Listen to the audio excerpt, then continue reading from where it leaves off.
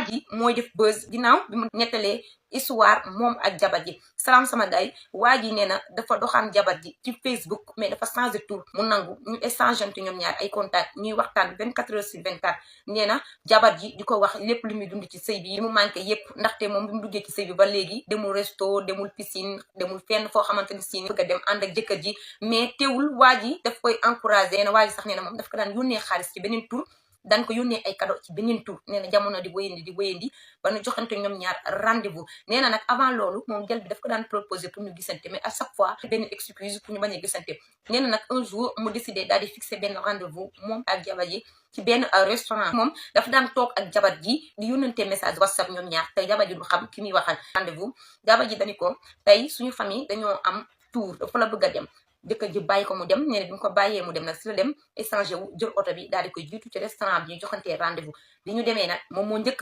gel bi dafa ñëw rek yam ci moom affaire bi jaaxal ko waxul deful dara mais jëkkër ji comprendre nag ndax ne nag gel bi ni mu ko xoolee la xam ni moom mi la doon waxat en ligne jëkkër ji ni ko kaay nga toog yaa joxante rendez-vous ak diw restaurant bi gel bi ko waaw mun ko ñëwoon nga toog da ko man maay diw rek gel bi ni ko damay ñaan baat mu ko waxee loolu nag grand bi ni ko man duma la may baat ndax defoo lenn loo xamante ni si mun naa cee may baat man maay jéggalu ndaxte te acte bi mu def tax na mu xam bu baax a baax gel bi lan la manqué woon ci sëyam metti ci sëyam moom du kottu ko daal di koy jéggalu ndaxte daf daan liggéey lu bari